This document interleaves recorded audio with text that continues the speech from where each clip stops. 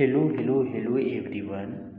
आज हम लोग क्लास 10 जेक बोर्ड का सोशल साइंस के बहुत important very important subjective questions देखेंगे। ये आपके 5 मार्क्स में पूछे जा सकते हैं। तो 25 फरवरी 2025 का आपका एग्ज़ाम है क्लास 10 जेक बोर्ड के। तो इम्पॉर्टेंट क्वेश्चंस यहाँ पे हम लोग देखने जा रहे हैं, जो सिमिलर टाइप के क्वेश्चंस आपको एग्ज़ाम में देखने को मिल सकता है। तो चलिए बिना लेट किए हुए हम आपकी 5 नंबर वाली दीर्घ आपकी जो ठीक है लॉन्ग आंसर करते हैं। लॉन्ग क्वेश्चंस के आंसर कैसे किए जाते हैं। तो पहला क्वेश्चन यहाँ पे दिख रहा होगा कि निम्न में आपकी मुद्रण संस्कृति ने भारत में राष्ट्रवाद के विकास में किस प्रकार मदद की। कि मुद्रण संस्कृति ने भारत में राष्ट्रवाद के विकास में किस प्रकार मदद की। तो भारत में राष्ट्रवाद की भावना को फैलाने में मुद्रण संस्कृति ने बहुत ही महत्वपूर्ण योगदान दिया, जो इस प्रकार है का अंग्रेजी काल में ब्रिटिश लेखकों ने अनेक ऐसी पुस्तकों की रचना की जो राष्ट्रीय भावनाओं से ओतप्रोत थी। दूसरा बेकिम चंद्र चटर्जी के उपन्यास आनंद मठ ने लोगों में देश प्रेम की भावना का संचार किया। वंदे मातरम गीत भारत के कोने कोने में गूंजने लगा। तीसरा, भारतीय समाचार पत्रों ने भी राष्ट्रीय आंदोलन के लिए उचित वातावरण तैयार किया। अमृत बाजार पत्रिका, केसरी, मराठा, हिंदू तथा मुंबई समाचार पत्रों में छपने वाले लेख राष्ट्र प्रेम से ओतप्रोत होते थे। तीसरा आपकी घ नंबर, भारतीय देसी भाषाओं में छपी सामग्री से भारतीय लोगों में आधुनिक वित्तीय, सामाजिक और राजनीतिक विचारों का प्रचार प्रसार किया और संपूर्ण भारत में जागृति पैदा की। नेक्स्ट पॉइंट आप लिख सकते हो कि मुद्रण संस्कृति के माध्यम से अंग्रेजी प्रशासन के शोषण पूर्ण गलत नीतियों और उनके दावों को उजागर करने में सहायता मिली। नेक्स्ट बिंदु आप लिख सकते हो, मुद्रण संस्कृति ने भारत के एक कोने में रह रहे लोगों से संबंधित खबरों को दूसरे क्षेत्र में रह रहे लोगों तक पहुंचाया और सर्व भारत की पहचान को विकसित किया। प्रेस के माध्यम से राष्ट्रवादियों के लिए अपने विचारों को जन जन तक पहुंचाना आसान हो गया। यह एक शक्तिशाली माध्यम बन गया जिससे राष्ट्रवादी भारतीय देशभक्ति की भावना का प्रचार, आधुनिक आर्थिक, सामाजिक एवं राजनीतिक विचारों का प्रचार तथा जन साधारण में जागृत करने में मदद की। तो पहला क्वेश्चन का आंसर ये हो जाएंगे। दूसरा क्वेश्चन जो आपके हैं कि भारतीय संघीय शासन प्रणाली की विशेषताओं का वर्णन करें। भारतीय संघीय शासन प्रणाली को विशेषताओं का वर्णन करें। तो भारत की संघीय जो व्यवस्था की विशेषता है, संविधान की सर्वोच्चता, सबसे ऊपर है संविधान। भारत का संविधान देश का सर्वोच्च कानून है।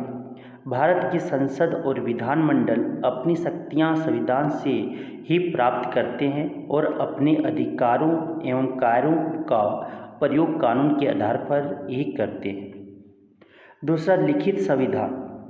लिखित संविधान का होना संघात्मक शासन की प्रमुख शर्तें हैं।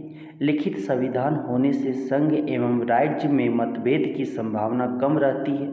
इसमें संघ एवं राज्य के क्षेत्राधिकार निश्चित होते हैं। अन्य संविधान की भांति भारत का संविधान की विस्तृत और लिखित संविधान है। तीसरा, कठोर और लचीला संविधान। संघात्मक संविधान कठोर होते हैं जिसमें उसमें परिवर्तन सरलता से नहीं किया जा सकते। नेक्स्ट बात है आपके की शक्तियों का विभाजन। भारत के संविधान द्वारा महत्वपूर्ण विषय केंद्रीय तथा स्थानीय महत्व के विषय राज्य को दिए गए हैं। शक्तियों का विभाजन 3 सूचियों के आधार पर किया गया है: संघ सूची, राज्य सूची और समवर्ती सूची। केंद्र और राज्य की सरकार बिना दबाव के अपने अपने विषयों पर कानून का निर्माण करती है। 5वां पॉइंट, न्यायपालिका की सर्वोच्चता। भारत के संविधान में स्वतंत्र और निष्पक्ष उच्चतम न्यायालय की व्यवस्था की गई है। उच्चतम न्यायालय या सर्वोच्च न्यायालय को संविधान की व्याख्या एवं रक्षा करने का अधिकार दिया गया है। भारत की न्यायपालिका अपने कार्यों का निष्पादन स्वतंत्र रूप से करती है, जिसमें विधायिका एवं कार्यपालिका का कोई दबाव नहीं होता है। नेक्स्ट आपकी एकहरी नागरिकता। भारत में दोहरी शासन व्यवस्था होते हुए भी नागरिकों को एकहरी नागरिकता दी गई है। इसमें संघ एवं राज्यों की पृथक नागरिकता नहीं है। भारत के नागरिकों को केवल भारत की नागरिकता दी गई है। तो आगे नेक्स्ट क्वेश्चन आते हैं कि मृदा आवश्यकताओं के दोहरे संयोग की समस्या का कैसे मुद्रा आवश्यकताओं के दोहरे संयोग की समस्या का कैसे समाधान करती, उदाहरण सहित समझाइए। तो वस्तु विनिमय व्यवस्था में चीज़ों का आदान प्रदान चीज़ों से होता है और उसमें मुद्रा के प्रयोग की कोई आवश्यकता नहीं पड़ती, परंतु ऐसा करना कितना कठिन है यह एक उदाहरण से स्पष्ट हो जाएगा। एक जूता बेचने वाला गेहूं खरीदना चाहता है।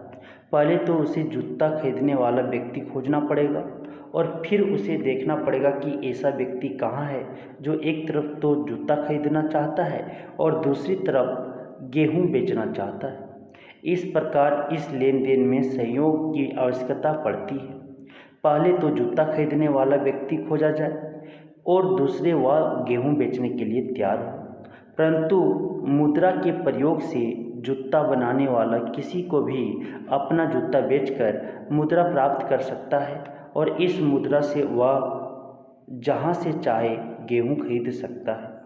ऐसे में मुद्रा द्वारा दोहरे सहयोग की समस्या पैदा नहीं होती और वह अपने आप हल हो जाती। ठीक है, नेक्स्ट क्वेश्चन जो आपकी आती है, नेक्स्ट क्वेश्चन आपके यहाँ पे बोला गया है कि उद्योग पर्यावरण को कैसे प्रदूषित करते हैं, व्याख्या करें। तो उद्योगों ने 4 प्रकार के प्रदूषण को जन्म दिया है: वायु प्रदूषण, जल प्रदूषण, भूमि प्रदूषण और ध्वनि प्रदूषण। पहला। दूसरा कि उद्योगों से निकलने वाला धुआं वायु तथा जल दोनों को प्रदूषित करता है। वायु में कार्बन मोनोऑक्साइड तथा सल्फर डाइऑक्साइड की मात्रा बढ़ जाने से अवांछनीय गैसों की मात्रा बढ़ जाती है तथा वायु प्रदूषित हो जाती है। वायु में धूल, धुआं तथा धुंध मिले रहते हैं और इससे वायुमंडल प्रभावित होता है। उद्योगों में निकला कचरा विषाक्त होता है और भूमि तथा मिट्टी को प्रदूषित करता है। 5वां पॉइंट जो लिखोगे, जिस समय पर्यावरण के विभिन्न तत्व प्रदूषित हो जाते हैं तो पूरा पर्यावरण क्षति हो जाता है। तो उद्योग पर्यावरण को कैसे प्रदूषित करते हैं वो 5 बिंदु से हम समझा चुके। ये 4 क्वेश्चंस बहुत इंपॉर्टेंट है। आपके सिमिलर टाइप के क्वेश्चंस वहाँ पे देखने को मिल सकता है एग्जाम में। तो आप एग्ज़ाम देने जाओ तो बहुत अच्छे से तैयारी करके जाओ, जिससे आप अच्छे एग्ज़ाम में नंबर ला सकते हो। ये नहीं कि आधा अधूरा पढ़ लिए और हम चले गए। तो पूरे अच्छे से रिवाइज कीजिए, अच्छे से लेक्चर देखिए, किन्हीं का भी देख रहे हो और अच्छा से एग्ज़ाम फोड़ किया। धन्यवाद।